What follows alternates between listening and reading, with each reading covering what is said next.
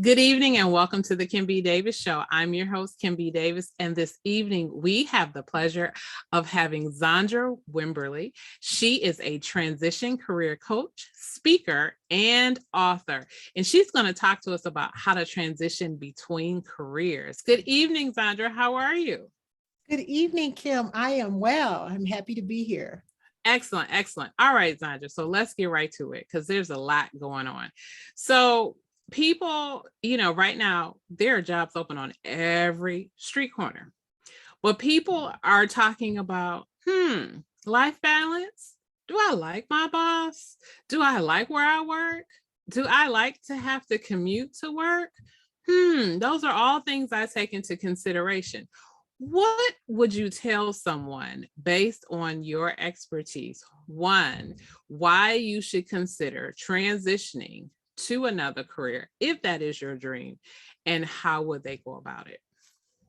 Well, I think first, COVID, the pandemic has enlightened so many people, including myself. When we saw all of the transitions, the eternal transitions, people who passed away suddenly young, people who became ill, and some people who are still suffering from those effects, it just put things into perspective for many of us, for me as well. Going to a job every day and not liking it, being miserable, lying in bed every morning when the clock goes off and hitting snooze 3 and 4 times, not because you're tired or you're sleepy, but because you don't want to go into the workplace. I believe that many people took retrospective look at their lives as to what they really wanted to do and realize that life is short. It's too short to be miserable. And so in that regard, we have the great, what is it called? The Great Resignation, where people Yes. decided, they made a decision that I don't want to do this. And they began to look at what they really wanted to do. And so that's your purpose, what you really want to do, that thing, that why, your why, the thing that makes you happy, the thing that gives you that internal joy and that inner peace. And when you're doing it, even if you're not getting paid for it, you can't help but to do it. That is your purpose. And that is what people began to gravitate to and really think about more as a result of the pandemic. So you'll have to remind me of the questions because I get excited about this subject matter and I'll just start talking. So your question was, remind me of the question so I can answer it properly. So actually you answered it and you took me into a second question. And so our next question is all about purpose, which goes back to initially what I was asking you. Why should someone do this? So talk to me, because you just talked about what purpose is. So there are lots of people, and I have had conversations with people who will say, growing up, my mother said, or my father said, or my parents, my grandparents, you're going to be an educator, or you're going to go to law school, or you're going to go to medical school, or you're going to go to business school, because those are things that we know have solid career tracks. You can go into accounting. We know that we will always need accountants. We will always need doctors. We will always need lawyers and teachers, even though teachers now, some of them are probably feeling like, I don't know if this is the profession for me.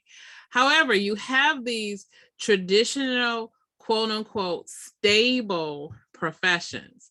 And then people decide, I want to be a singer. I want to be an artist. I want to be an author. I want to draw murals. And they may have all the talent in the world. Someone may say to you, I want to make jewelry, because that's their passion. And so I want to ask you 2 questions. The first one, is passion a purpose, or is passion something else? Does it relate to purpose? Talk to us a little bit about that. So passion and purpose are 2 different things. Passion is something that you just enjoy doing. And so I'll give you an example and I'll use myself. So I am passionate about baking. I really do enjoy baking. It's relaxing for me. I enjoy doing it. And I love baked goods and I love home baked goods. I hate store-bought cakes and pies. I bake from scratch. I was taught by my mother. And I actually have a baking business that I bake. But I do it seasonally. I only do it during the winter months. And I don't just love doing it constantly and consistently. It's not something that I just wake up every day thinking that I want to bake, but I am passionate about it. Purpose is that thing that you just can't get away from. It's the talent and the skill that God gave you. And you will notice people, and many times I do understand parents having a desire, because we all want our best for our children, to say, you're going to be a doctor or you're going to be a lawyer because you believe that that child can do that. Just because we can do it and we can do it well, I can do many things well, but it's not that thing that God gave me, the creator put in me, that I'm supposed to do. And so I have known people who've gone down that track and spent thousands of dollars to be educated in one area because they were smart enough to do it. They had the intellect to go to law school, to pass the bar, but then get out there and find, I don't want to do this. And like you said, I really want to make jewelry. So in those instances, those are the clients that I coach and I work with to make that transition. Because what the Lord does, and I am a spiritual person, is those skills and those talents, and this happened for me, they don't go to waste. You just take them and you use them in that thing that you really were born to do. So I think you sort of answered my question, but I'm going to ask it again. So why is it important to follow your purpose? Because you get an inner peace, you have peace, you are happy, you are pleasing God. It's what you were born to do. And I hear people say this many times in interviews. I love documentaries and I love biographies, and I love when the shows come on that give a perspective of someone in their career. And many times you will hear people say, oh, I was born to do this. I know I'm on this earth to do this, whether it's sing, whether it's act, whether it is being an artist, whatever it is. So when you are doing that, it is important because first, you're pleasing God, and secondly, you're happy and you know that you're doing what you're supposed to do. So you are fulfilling that purpose. So when did you realize that this is what you should actually be doing? So Kim, I am a storyteller, and I realized that was what I was supposed to do because I kept going from job to job. And I woke up one day and I said, okay, Lord, enough. And because I have multiple things that I can do, like many of us, I can do several things well, I could get a job, but I got caught up in family, especially. And so most of my clients, my clientele and my target are women. So what happens? We become adults, we become wives, some of us, we become mothers, many of us, and then it becomes about the family. Sometimes we're taking care of aging parents. And so you do what you have to do to support the family and to take care of family. And then you slowly just begin to almost disappear. What you want, what you really want to do, you do what you have to do. And what I found was that I was going from this job to that job and being, having some measures of success in these jobs, but I wasn't happy. And so I had to take a step back and say, what is my why, as they call it? What is that thing that really, really resonates with me? What makes me happy? What would I do even if I didn't have to, even if I wasn't paid for it? What am I doing naturally? And that's how I came to my purpose. Excellent response. How can your business help someone to find their purpose so that they can do that transition? Because there are a lot of people, like you said, the Great Resignation. They are going from job to job looking for that great work environment, that great work experience, that fulfilling position, and not finding it. So as a coach, I offer several things. Number one is one-on-one coaching for those that want that hands-on, one-on-one, step-by-step, and I guide and I walk my clients through how to transition. I offer a master class, and that is an interactive Zoom class where we go through over several weeks. Everything is outlined and we walk you through the transition. Or there's also a self-service type of class that you can take on your own at your own pace. So those are the options that I have. Excellent. How do you keep yourself encouraged? Because, it is trying when you're trying to find your purpose and you're trying to discern is this just passion? Because I like your example. You like to bake, but you don't necessarily want to become a baker or have your own bakery. Because a lot of times people will point to your passions and say, for example, my parents said to me when I was a kid, you love animals. You should be a veterinarian. I don't want to have to euthanize an animal or see blood. No, thank you. That's not my gift. And if you don't understand what your gifts and talents are, you don't necessarily know what position to pursue, and it can become defeating and depressing. What things do you do to help keep yourself encouraged, especially with mental well-being? Mental well-being is so important, and I find myself having to encourage myself daily. And so I have multiple things that I do. I actually talk to myself. I literally talk to myself out loud and tell myself it's going to be okay. I have affirmations. One of my favorite, it's actually a scripture. The scripture that I repeat to myself is no weapon formed against you shall prosper. And I make it personal. No weapon formed against me shall prosper. I will speak that out loud when I am going through something, when things are hard. I am resolved, Kim, and this has been one of the greatest things that has happened to me. When I know that I have done my best, I let it go and I don't worry about it. I refuse to allow myself to be just encumbered in sorrow, or to allow depression to come on me because of life, because of stress, because of pressure. So I give it my all. I am a perfectionist, which isn't it a whole nother conversation. But when I know I have done the best that I could, when I have done my best to meet the schedule to help others, whether it's my children or my clients, when I have given my very best, then that's all that I have. If I've given you my best, that's all that I have, and I cannot be concerned with what others may say or think or do. I have done my best, so I resolve that in me. It's very, very personal. And one of the other things that I do is I have learned to say no. Saying no is uh, is self-care. Yes.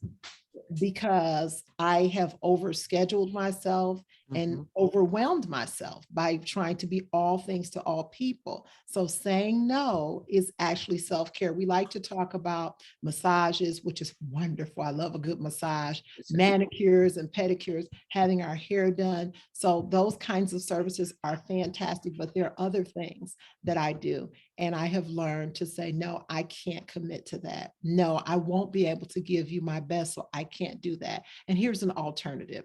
So I will try to give an alternative if somebody asks me to do something that I can't do. The other thing that I do is, as often as I can, I take walks. So I love the summer and the spring because I can get out in the fresh air. I take walks. And Kim, what I started to do during the really right before the pandemic, I used to put my AirPods in and listen to music. I love music. Music helps to lighten my mood, and it puts me in my happy place. I love it. I am a Prince fanatic. So I just go right back to the 80s when life was good and my parents were paying the bills and everything was well. So that helps me. But what I started to do was to turn all of that off and to go out and take a walk and just listen to the rustling of the leaves, listen to the birds chirp, just listening and woosah. And that really helped my mental health. Just taking a walk through my neighborhood. I don't necessarily have time to go to a gym. I don't have time to drive to a track. I just get out and walk the neighborhood in that peace and that quiet. And many times issues that I have had, I have come up with solutions to them, or I will receive something. It's just been very beneficial to my mental health. So that is what I do. Excellent. So I'm a Prince fan as well. I love music. And there are days when I just need to hear Prince and I'm walking, and I do the same. And then there are days, like you said, you take your AirPods off and you just listen to nature. You hear the dogs barking. In my neighborhood, we have bunnies, so you might hear the rustling of the leaves with a bunny in it, or cats chasing something, or children playing, or just neighborhood, who's playing what music in the neighborhood, and you walk by and you sort of bounce a little bit because it's a song that and you keep going like, oh, that's a great song, and you live in your thoughts. I want to talk a little bit because I thought you said something that was very important. And I have a friend, and we talk about perfectionism because it's something that we struggle with. Because when you're in a career and you are raised in a family who says, we want you to be successful, we want you to be happy and fulfilled, but we need you to be able to pay your bills because we can't afford to take care of you.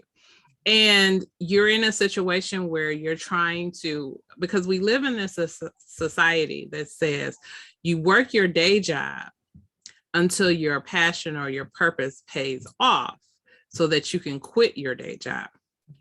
And for some people, that is killing them because they work 40 hours on a job, or 50, 60, depending on what it is that you do, and then come home at night and do the same thing. And we often hear stories, and I'll use your baker example, where there will be people who say, yeah, I worked in the office, but I just love baking. That was my purpose. I'm the person that brings cakes and goodies to every office function, weddings, funerals. But at night, while everybody was sleeping, I was baking, and I was cranking it out until it became such a success that I could let my other job go. Is that a good way to do that? Or should we think about that differently in that situation in terms of your expertise? That is absolutely a good way to do that. So anytime you want to make a transition, you plan for that transition. So with proper planning, there may be hard work and there may be sleepless nights, and you may have to pull an all-nighter a time or two, but you plan. You plan for that financially, you save, you sacrifice, and you put forth of what I like to call your 12-month plan. You look at your finances, you look at your retirement, but good planning, proper planning will give you peace and will give you the focus to know that there's an end in sight. So that should be a temporary situation, because that's not sustainable to do for long periods of time. But if you plan it properly, that's absolutely what my recommendation would be. Excellent, excellent. So for the person who is struggling, say they have a really great career, they make wonderful money, and just have an all-around great career, but they aren't fulfilled. And yet they're hesitant because they're like, I really wish I could do, but I'm not really sure about planning. I'm not really sure if I want to take that leap of faith. What would you say to them? How would you advise them? So first of all, they have to make a decision. Mm-hmm. Their personal decision. It's what you want to do, because if you do what somebody tells you to do, it's not going to succeed. So if in your heart you know that you want to make that transition, then you start with planning. You look at, and so for my clients, there are some that are near retirement. So they have maybe 2 years left in the retirement of the career that they don't want to get a full pension or to get the full benefit of that 401k or whatever their retirement plan would be.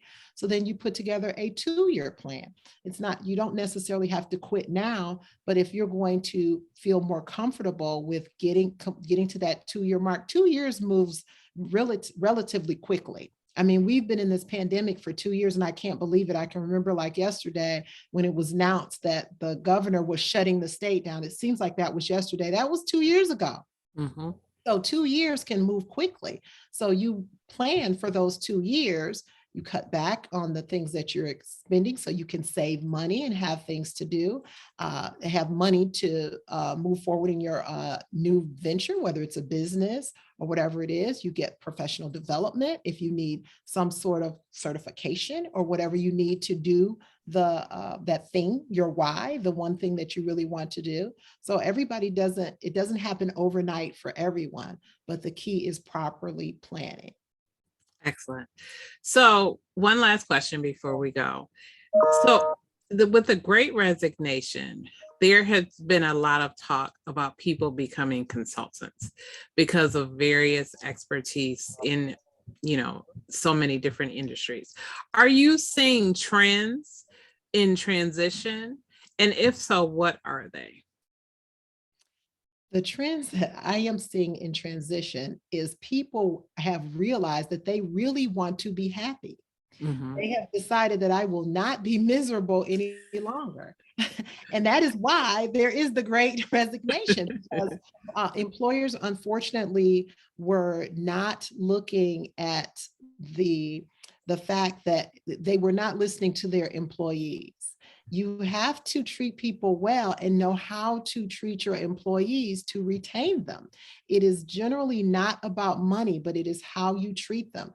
Restaurant workers, you Mhm. cannot just talk to people like dogs and expect them to continue to want to work for you. And then you want to throw them 2 or 3 or 4 more dollars, and you didn't necessarily take the PPE that was needed seriously. I've heard about that, not necessarily providing that, not making the customers adhere to the guidelines. Mhm. People were fearful and afraid for their lives, and rightfully so. And so people decided that I no longer want to work in this industry. And so that has affected the service industry tremendously. But the way that employers were treating employees had a great impact. And so those employees decided to do something different. I used to enjoy being a server. I used to enjoy being a hospitality worker, but I don't have to do that because I can go and do something else and be safe and not be miserable and sit and lie in bed an extra 15 minutes because I don't want to go and deal with this horrible boss, this manager that is just being a tyrant. Mhm. They've made decisions to do something differently to earn income and take care of their families. That's what I am seeing. Excellent. So I neglected, and forgive me. Let's talk about this new book that you have coming out. Tell us about it, what inspired it, and tell us the name of your book. So the title of the book is From Boss to Boss. It is never too late to reclaim your dreams and live in purpose. And I actually have the cover I can show you. I don't know if we can see this. Yes, excellent. Wow, look at that. Emotional piece, and this is Mhm. the book Mhm. cover. And so the book is actually my journey to finding my purpose. It offers steps for others to find their purpose as well, and to be able to transition from being in an unfulfilling job or career to your dream job or your dream career, having peace and happiness and having that inner joy every day when you get up to do what you do. Excellent. So tell us when the book will be available and how can we purchase it? So the book will be available next month, April of 2022. It will be available on Amazon and via my website, which is ZaundraWimberley.com. That's ZaundrawWimberley.com. Excellent, excellent. Sandra, thank you so much for coming on the Kim B. Davis Show and talking to us about what it's like to be a transition career coach and how you assist others. Before you go, tell us how we can find you. Tell us your website again, and tell us when it will be live. And then tell us what your social media handles are, because there are people that like to follow people on social media and reach out and ask questions as well. Great. My website is ZaundraWimberley.com. That website will be live this week. Today is Wednesday. That website will be live by Saturday of this week. Just some finishing touches. I talked about being a perfectionist, so I want it to be really good when it goes live. I can be reached on LinkedIn at Zaundra Wimberley. I can be reached on Facebook, Dream Z. That is the name of my company, Dream Z Enterprises. So you can look my name up, or Dream Z. I'm also on Twitter as Pro Zaundra W. Excellent. And if we want to book you for your services, because we're thinking about transitioning in our careers, how will we reach you? Is it the same way you just said? Absolutely. You can reach out to me. You can DM me. You can reach out to me on LinkedIn or through my website. There's a contact link, ZaundraWimberley.com. Excellent. Thank you, Zaundra. I appreciate you coming on the Kim B. Davis Show. We hope that you'll join us again when your book drops so we can talk about it some more, because I know that there will be some interesting gems in there that can help some people transition from career to career and find that joy and peace that they're looking for in fulfilling their life. Thank you, Kim. It's been my pleasure. Thank you for coming on. Thank you guys for tuning into the Kim B. Davis Show. You know, you can always find me on Facebook, Twitter, Instagram, LinkedIn, Snapchat, TikTok, everywhere on social media. And Bachelor is spelled BATCHELOR. You can see this show on youtube.com/Kimberly Bachelor Davis. You can also hear this show on Apple, Spotify, Stitcher, and Google. And we just were asked to be on a new platform called Wisdom. Stay tuned. There will be more details coming on that. It's like Clubhouse. So I'll keep you guys posted on that so you'll have another way to reach us. Thank you for tuning in. We hope you'll join in for our next show. And as always, remember, be magnificent.